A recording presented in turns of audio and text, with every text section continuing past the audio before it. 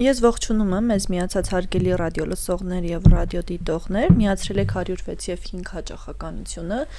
Ուզում եմ հիշեցնել, որ կարող եք մեզ թվային հարթակներում նույնպես դիտել, եթե չհասցնեք հաղորդումը լսել ամբողջությամբ։ Թարմ ուղեղով այսօրվա իմ զրուցակիցը Գոր Կարապետյանն է, գործարար, հաջողության թաքնված կողմը, պրոակտիվ առաջնորդը, գրքերի հեղինակ, իսկ այսօր մենք խոսելու ենք արդեն 3-րդ գրքի մասին, որը շուտով լույս է տեսնելու։ Գորջան, բարի օր։ Ողջույն։ Շնորհակալ եմ շատ։ 3 լավ թիվ է, չէ՞, կարծում եմ։ Շատ։ Ինքը ամբողջականություն ենթադրող թիվ է։ Եվ բացի դա, 3-րդ գիրքը ինչով է նշանավորվելու։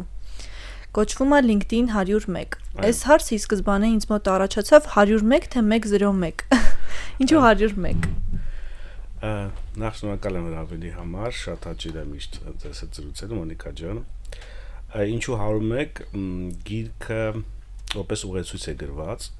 հատուկ բիզնես առաջնորդների, բիզնես ղեկավարների համար, ինչպես LinkedIn-ը օգտագործել իրենց անձնային բրենդը կառուցելու կամ զարգացնելու նպատակով ու սկզբից մինչև վերջ փորձում են քայլ առ քայլ ուղեկցել ոնց որ ընթերցողին այդ տրամաբանության մեջ։ Տվյալ դեպքում 101-ը հենց դա է ենթադրում, տամպես գրականության մեջ ընդունված է, երբ որ ասում ենք 101, դա ոնց որ քայլ առ քայլ ուղեցույցի մասին է խոսքը։ Այսպես։ Հարցեր են լինելու։ Հարցերով է առաջնորդում գիրքը։ Լավ, միտք եք ասում, այո, իրականում ամեն գլուխ ամփոփվում է 10-ական հարցով, որոնք հաճախ տվող հարցերի տրամաբանության մեջ են տվյալ կոնտեքստում, որը օգնում է ընթերցողին բացի եթե գլխի մեջ ինչ-որ մի հատ նյութ բաց է թողել, այդ հարց ու պատասխանների միջոցով նախ այդ հարցը որպեսզի գեներացվի ինքնին իր մեջ եւ նաեւ գտնի դրա կարճ պատասխանը։ Դա է ուզում հասկանալ, բովանդակության մեջ ամբողջովին պատասխանը կա, թե մտածելու տեղ եք թողնում։ Որոշ տեղերում կա իհարկե մտածելու տեղ։ Փորձենք գլուխներով մի փոքր հասկանալ, թե ինչի մասին է, այսպես վերացական է շատ թվում կողքից։ Կասեք, թե ինչ գլուխներ են, ինչպես է մարդուն օգնելու, ով կարող է ձեռք բերել եւ մտածել, որ իրեն կօգնի այդ ճանապարհին գործարարության մեջ։ Մինչ դա ես եթե թույլ կտակ կուզեմ ընդհանրապես LinkedIn-ի մասին խոսել, որովհետեւ մենք խոսելու ենք անպայման LinkedIn-ի մասին, բայց այդ հիմքը կարևոր է շատ։ Այդտեղից սկսենք։ Տեսեք, ես այսպես եմ ասում, որ LinkedIn-ն այսօր աշխարհի ամենամեծ բիզնես կենտրոնն է։ Այսօր ասում են դա Նյու Յորքն է կամ Լոնդոնն է, բայց աշխարհի ամենամեծ բիզնես կենտրոնն է, որտեղ կան 65 միլիոն B2B մարքեթինգի տերմիններով ասած որոշում կայացնողներ եւ 10 միլիոն բարձր ուղղակի ղեկավարներ։ Այսինքն սա մեծ խտությամբ բիզնես ինտենտով սոցիալական ցանց է, նույնիսկ սոցիալական ցանց ասելը նվաստեցնում է պլատֆորմի բունեությունը, բայց ինչ ուղղակի դա չի էլի։ Այո։ Ու ես 16 թվականից թվական հարթակում վերջի մի քանի տարիներին եմ ակտիվ ու նաեւ ինձ համար LinkedIn-ը ունի եւ on-line եւ off-line այսպես ասած հարթություններ, մենք ձեզ մոտ հյուր ենք եղել, խոսել ենք մեր միջոցառման մասին, LinkedIn local, որը այդ գրքում շոշափող թեմաների լավագույն ոնց որ արտացոլումներից է, որ ոչ միայն մենք հենց գիրքի ինքնին չի խոսում on-line հարթակում ինչպիսին լինել, այլ նաեւ networking-ի ժամանակ կապեր ստեղծելու եւ այլն։ Եվ այս տարիների ընթացքում մոտ 6-ից ավել LinkedIn local անելու արդյունքում, որտեղ հարյուրավոր գործարանների հետ հենց այս թեմաներով շփվել եմ։ Իմ խորհրդատվական հանդիպումները կամ ծառայությունները, որոնք մենք մատուցում ենք, կամ առանձին բիզնես ակումբների համար տրեյնինգները, այս փորձից ելնելով, այսինքն ինչ խնդիրներ ունի հայ գործարարը LinkedIn-ի տրամաբանության մեջ եւ ընդհանրապես դիրքավորման առումով, հավաքագրել եմ եւ վերածել եմ քայլ առ քայլ ուղեցույցի, որը առաջի գլխից արդեն գալով հարցին, մինչեւ վերջի գլուխ օգնում է, այսպես ասեմ, փիլիսոփական մակարդակից սկսել, ինչպես եմ ես ուզում ինձ դիրքավորեմ, ով եմ ես, մի քիչ սփոյլ անեմ, որն է իմ կյանքի բառը, այդ կետից գալ մինչև ինչպես վաճառք անել LinkedIn-ի միջոցով։ Այդ ընթացքում մենք խոսում ենք բովանդակություն ստեղծելու մասին, խոսում ենք կապերը փոխհարաբերության վերածելու մասին։ Գոր ամբողջովին ձեր փորձն եք հաշվի առնելով եւ հիմքում դնելով գիրքը գրել, թե ամեն դեպքում ուսումնասիրություններ արել եք։ Իհարկե արել եմ ուսումնասիրություն, միայն իմ փորձով շատ սահմանափակ կլիներ։ Գրքում կան մոտավորապես 25 պլյուս քեյսեր, այսպես ասեմ, եւ ինձանից եւ հայկական իրականությունից եւ գլոբալ։ Ուսումնասիրել եմ տվյալ ժանրի գրականություն, հենց տվյալ թեմայի գրականությունը ինչպես է կազմված եւ իհարկե հաշվի եմ առել, բայց հիմնական հենքը, եթե անկեղծ, իմ տրեյնինգներն են։ Ես հատուկ կոնցեպտ ունեմ, ինչից եմ սկսում, ինչն եմ շեշտադրում եւ տեսնում դրա արձագանքը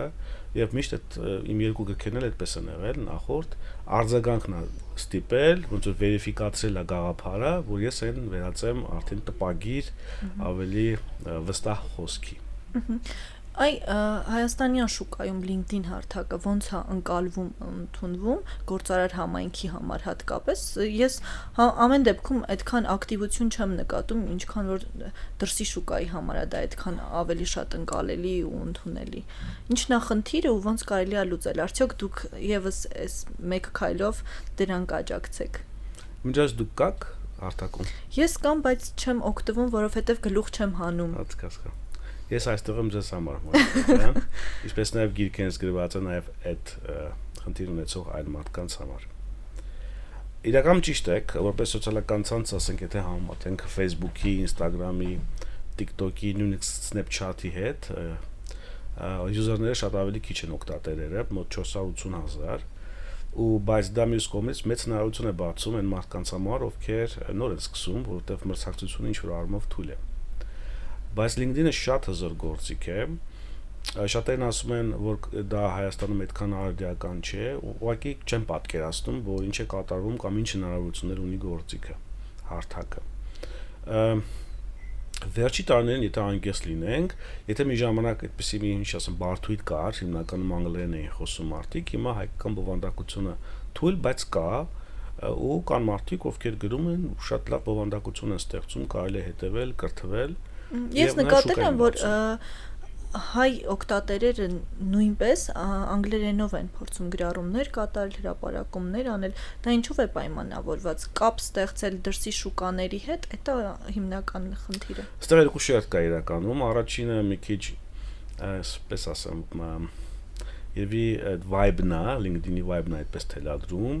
բայց երկրորդ ավելի տրամաբանականը, ես ինքս անգլերեն եմ գրում, թե ում համար ես դու գրում այսա խնդիրը հիմա ես LinkedIn-ում ավելի շատ հենց հարթակ օգտագործում եմ իմ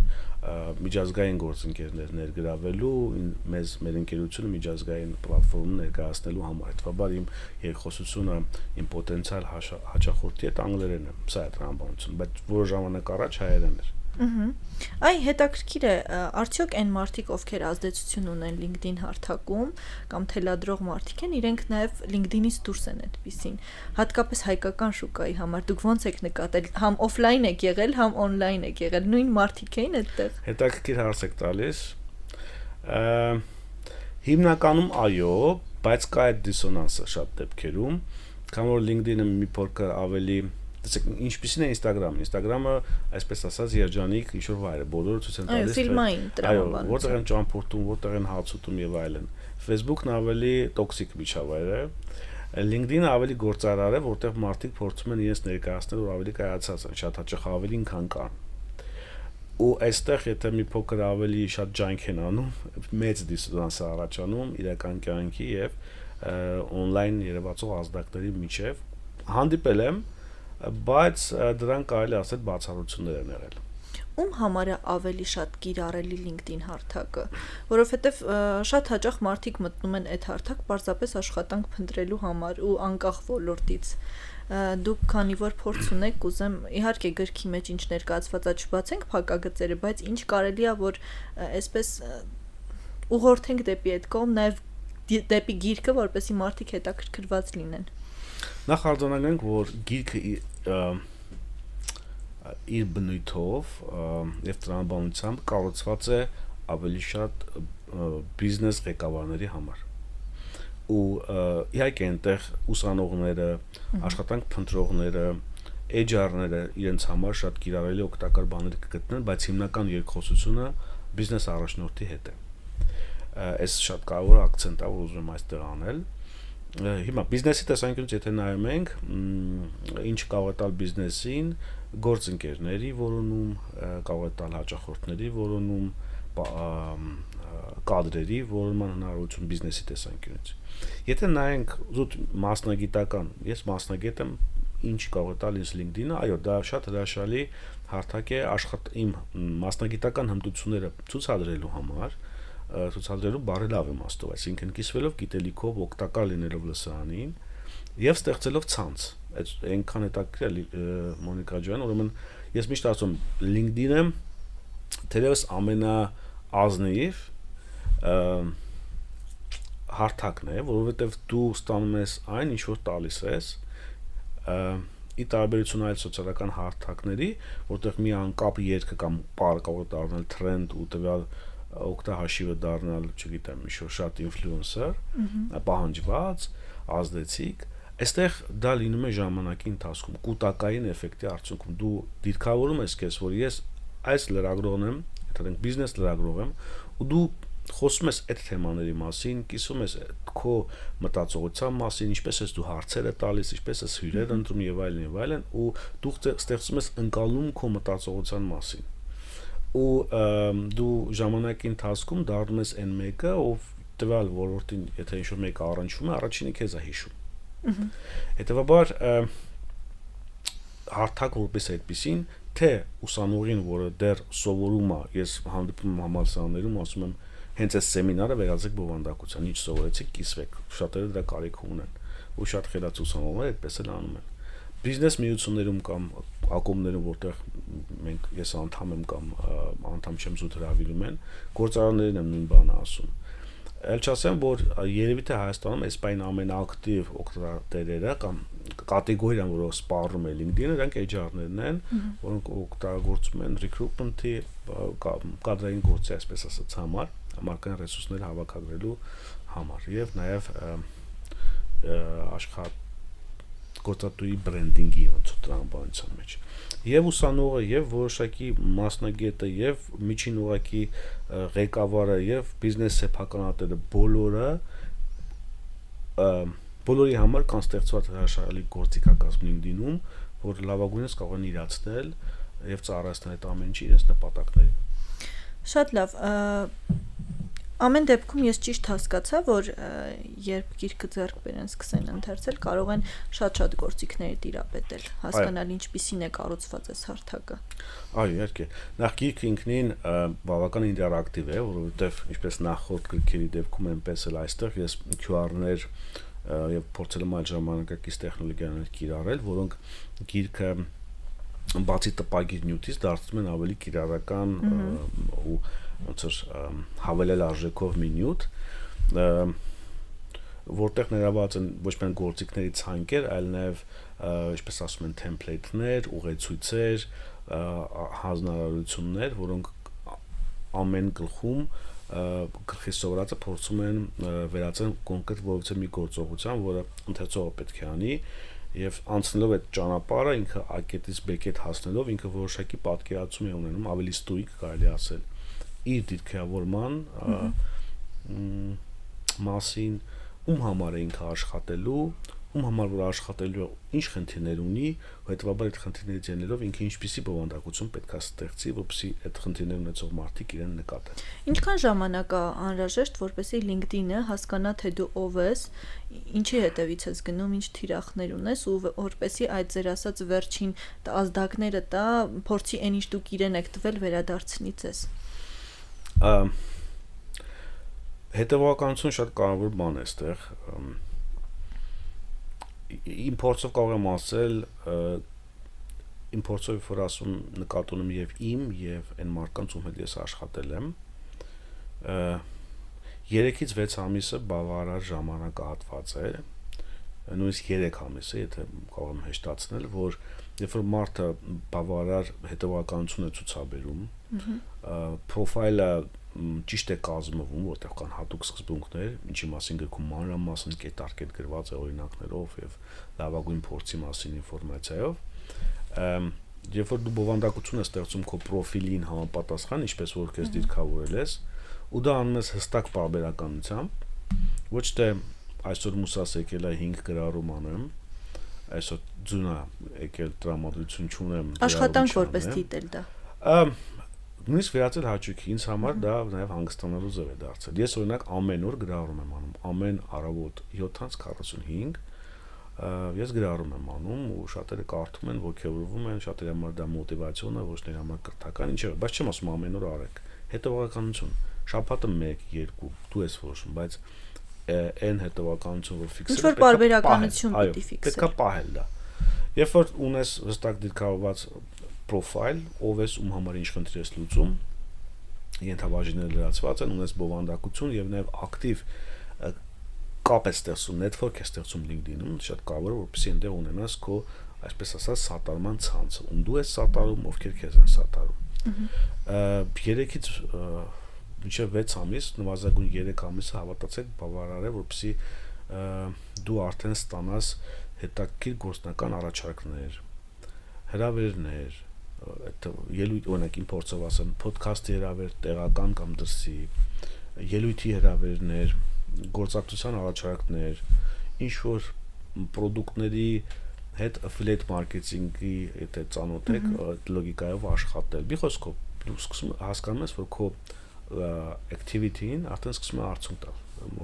կարելի ասել կապիտալիզացվել։ 3 հարթակ վերցնենք. Facebook-ը, Instagram-ը, LinkedIn-ը։ 3 հարթակներում էլ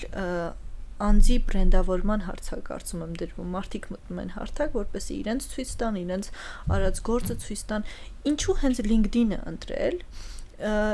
Եթե օրինակ նշեցինք, որ Instagram-ում ավելի հեշտ է կարծես թե դա անել, ինչու մարդիկ գնան բարդի հետևից։ Իսկ ով ասաց, որ բարդ է։ Բարդ չի։ Ոչ։ Չէ։ Չէ։ Լավ հարց է շատ, այս հարցը մի հաղորդման ժամանակ էլ տվեցին, տեսեք։ Ի տարբերություն Facebook-ի, որ նշեցինք, տոքսիկ կամ խառը միջավայր է, չէ՞, որտեղ մարդիկ լուրեր են սպառում կամ կիսվում են, տենց տարբեր ավելի քաղաքական կյանքեր են քննարկում եւ այլն։ Instagram-ը ավելի տենց ցուցամոլության ոնց որ որոշակի շերտ ունի։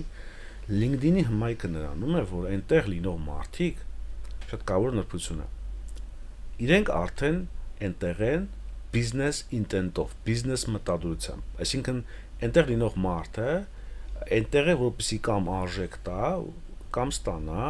ու այդ ամեն ինչը որոշակի բիզնես տրամաբանության մեջ դա եթե աշխատող փնտրող մասնագետ է կամ գործարար կապ չունի նկատում եմ եթե դու այնտեղ ես քո այնտեղ լինելը որոշակի գործնականություն է ենթադրում դու այնտեղ ուղղակի առօրյա քո չգիտեմ ռեստորանում կերակուրը չես նկարում տեղադրում այդպես էլ են անում բայց հիմնականում այդպես չի եւ միևնույն ժամանակ քաղաքական ինչ-որ կոչեր չես անում այնտեղ քո հենց միջավայրին պիսին որ քեզ ստիպում որ դու լինես մաքսիմալ գործնական այն թեմայի մեջ որ մեջ դու քեզ ներկայացնում ես հետեւաբար այդ հարցի պատասխանը ինչու որտեղ որովհետեւ այնտեղ խտացված մարդիկ քեզ ավելի լավ կհասկանան կամ Facebook-ում կամ Instagram-ում շատ լավ իսկ գրքում անձնային բրենդը ոնց է ներկայացվում Նախ մենք խոսում ենք երևույթի մասին, իրական գործիք է իրականում թե նպատակ է։ Գործիք, իհարկե գործիք է։ Այդ անկեղծ որ ժամանակ առաջ, տարիներ առաջ ես այդքան լուրջ չէի վերաբերվում դրան։ Ու ես սփոյլ չանեմ, բայց գիրք հենց սկսվում մի պատմությամբ, որ իմ հետ ա եղել, ու հենց դա եղել ազդակ, որ ես սկսեմ այդ մասին մտածել։ Դա կարևոր է թե չէ, դա նպատակ է թե միջոց, դա կարևոր է թե չէ։ Բայց ներկա դարում,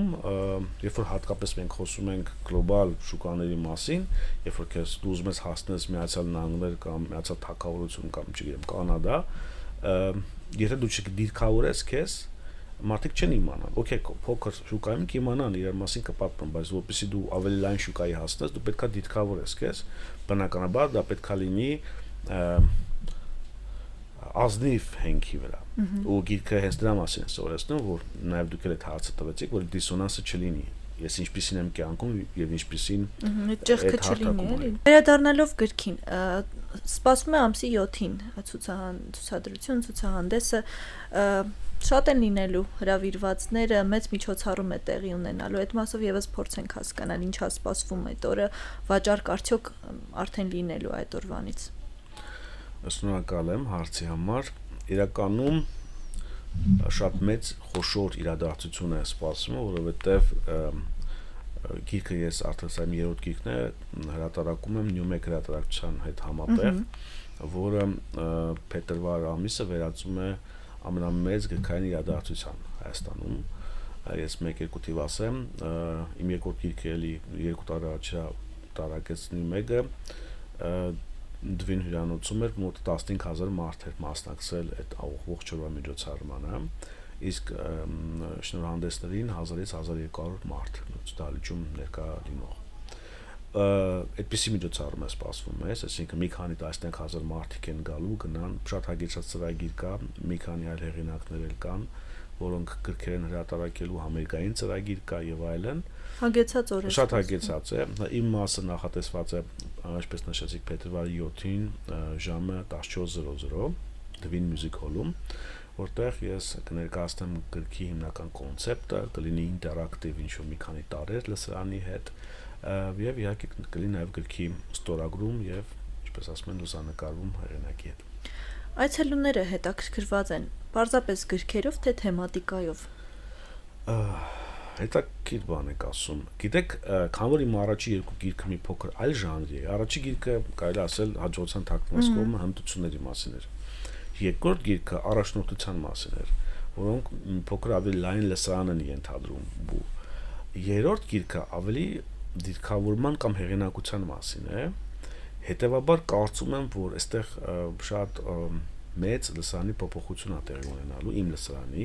հիմնականում գործարարներ են լինելու, մենեջերներ են լինելու, ովքեր իսկապես ոչ թե գալիս են լայն թեմաների համար, որոնք բոլորին կարող են վերաբերել, այլ գալու են հենց որտեղ թեման է հետաքրքիր։ Գիրք հրատարակելը որքանով է անձի բրենդավորման մաս կազմում։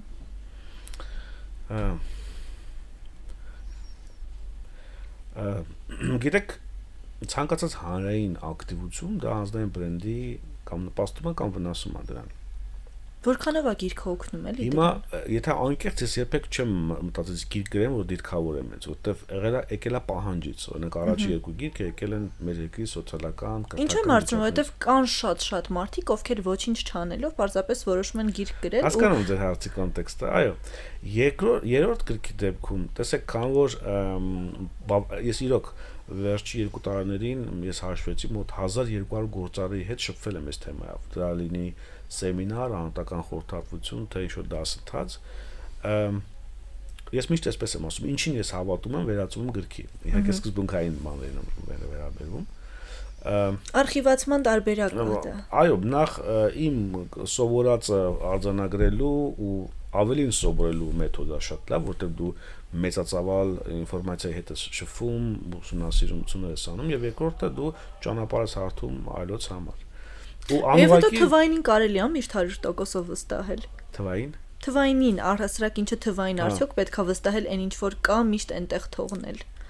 Որ համատեքստում եք հարցնում։ Նկատի ունեմ գրքի վերածելը կարծես թե լավ միջոց է արխիվացնելու, էլի։ Այո, իհարկե ցավալի է, բայց նաև փոխվում է այդ ֆիզիկական գիրք կարդալու արդեն մշակույթը արդեն ճանապարհ ու ապագայում մենք պետք է անցում կատարենք շատ ավելի ուրիշ ֆորմատների, բայց դեռ աշխատում է։ Վերադառնալով ձեր հարցին, որքանով է օգնում, իհարկե օգնում է։ Այսինքն ես հիմա փողոցով որ քայլում շատ հաճախ տեսնում մարդիկ մոտենում են, բարևում են, մենք երբեք չենք հանդիպել, բայց ինչ որ ես ձեր գիրքն եմ կարդացել կամ ձեր գրառումը կարդացի, իհարկե սա հաճելի է ու եթե ի սկզբանե չի արվել միայն հաճելի լինելու համար, այլ նաև ինչ-որ նպատակի պետք է ծառայի, շատ ավելի ոգևորիչ է։ Շատ լավ, ես ընթացքում հարց կար, որ ուզում էի հնչեցնել, մոռացա, հիմա վերհիշեցի հարցը։ Ես նկատել եմ, որ բիզնեսներ կան, որոնք ոչ թե պարզապես բրենդավորում են իրենց բիզնեսը, այլ սկսում են բիզնեսի մաս կազմող անհատներին, աշխատակիցներին այդ անձնային բրենդինգի ճանապարհով տանել։ Որ տարբերակն է ավելի ընդունված, առհասարակ եւ ավելի աշխատող։ Քեզ բնորոշ խելացի հարց։ Ուրեմն սեմինարների ժամանակ շատ հաճախ այդ հարցը մի փոքր այլ տոնանությամբ տալիս են կամ ձևակերպամբ, օրինակ մի փոքր փոխեմ, շեշտադրում անել բիզնեսի սեփականատիրոջ կամ տնօրենի անձնային բրենդի վրա, թե ընկերության edge-ի վրա կամ ընկերության edge, թե աշխատակիցների, ինչպես նշեցիք։ Իրականում հարցը կարելի ասել սխալ ձևակերպված է այն տրամաբանության մեջ, որ մենք ոչ թե պետք է ընտրենք կամ-կամի մեջ, այլ եւ, այսինքն մենք պետք է մոտենանք էկո համակարգի տրամաբանության մեջ։ Դեպի ռեսուրսները չեն բավականացնում կամ-կամի մեջ են դրություն։ Միգուցե, բայց խելացի մոտեցումը հետեւյալն է, որ առաջի շերտը, այսպես ասած, առաջը մարտիկը դա ընկերության top management-ն է, ցանկալի է, որ շատ լավ ներկայացված լինի։ Երկրորդ շերտը աշխատակիցներն են, թիմն է, երրորդ շերտը նոր ընկերության էջն է։ Երբ որ համակարգված այս աշխատանքը կազմակերպվում է թիմային, որ ինչ գրառում է կատարում հիմնադիրը, ինչպես են դրան արձագանքում աշխատակիցները, եւ կամ ինչ գրառում է կատարում էջով, ինչպես են ընկերության նկատի ունեմ, ու աշխատակիցները ինչպես են դրա հետ փոխազդեցության մեջ մտնում մեկնաբանության, կիսվելու տեսքով կամ ընկերության հիմնադիրը, այս երանգյունի շատ հրաշալի կերպով աշխատում է, այդ մասին խոսում նաև գրքում, որովհետև միայնակ ցանկացած շերտի դեպքում